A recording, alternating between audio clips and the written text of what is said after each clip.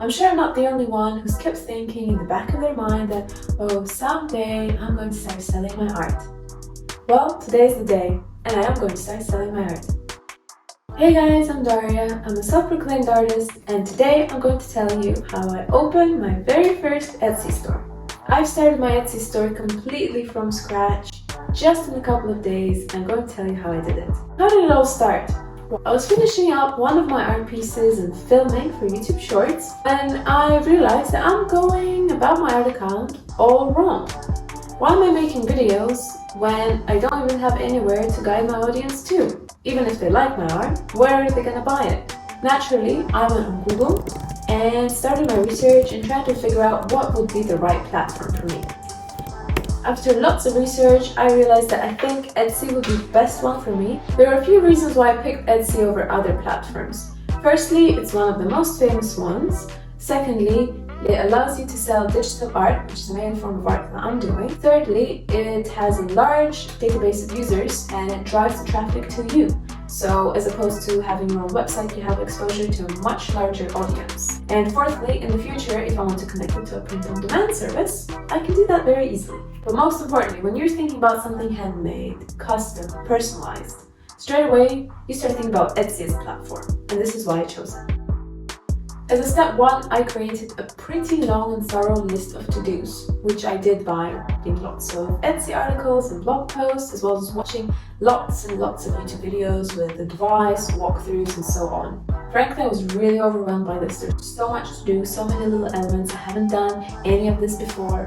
So in order to deal with this overwhelming feeling, I've actually split this massive to-do list into more biteable sections that realistically I could do each one of them in a day. I ended up with about 9 phases. Phase 1 was obviously more of the research one, I've literally just covered it.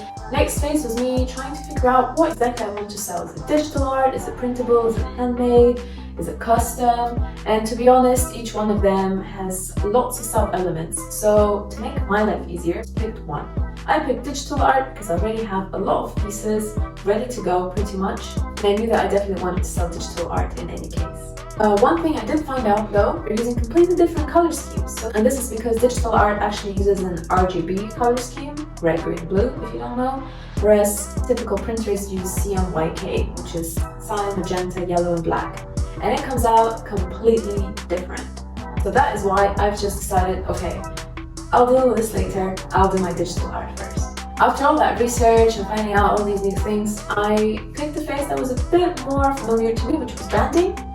Luckily, I already had my logo developed and some other brand elements like the color schemes. All I had to do was create some additional materials, like for example, how the digital listings would work. As a part of this, I've also added my signature to all of my art pieces and make sure it was exactly where I wanted it to be so that it stays visible. Phase 4 was probably one of the biggest ones to do. It was all focused on the listing.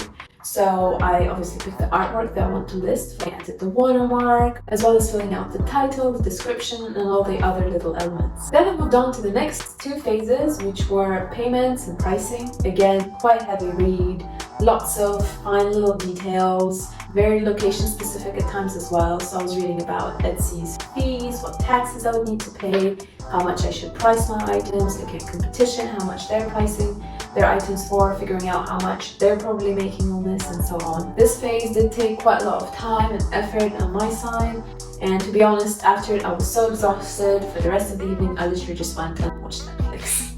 The last 2 phases were the most enjoyable ones because this is where you see how everything is coming together. So I finalized my storefront, checked if everything looked exactly how I wanted it to look, my listing, checked for misspellings, and so on.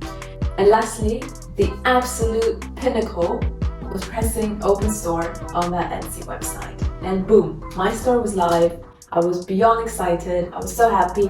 Please come check out my store. The link is in the description. It's called Daria Ventures Art, at least for now. I added already a couple more listings as well. Maybe you like them, please check it out. Obviously, if you have any thoughts, leave them down in the comments below. I honestly cannot believe that the store is actually live now. I'm so proud of myself. I'm so happy I did it. I can definitely say it has been quite a rewarding experience, and after going through that, I can genuinely say that adding more listings and improving the store is going to be much easier psychologically, and obviously now I understand how it works or what it looks like and things like that. So I'm very excited to keep on working on it and making it better and better. Before I go do that, let me share 4 key takeaways with you. Takeaway number 1. If you'd like to sell printable digital art, then make sure to keep the CMYK palette in mind to avoid any disappointment. Key takeaway number 2 is planning and testing. Make sure to test out the actual image on the mockups first and what the mockup formats look like on the actual listing. Key takeaway number 3 is before you create any artwork, make sure you're well versed on the resolutions, pixel counts, and so on before you actually produce the artwork. To avoid the disappointment that, oh, you can't actually print it in a standard size because it's not standard, or that the quality does not look quite right. And remember, your results are only as good as the amount of time and effort that you have put in. Thank you guys, and I'll see you next time.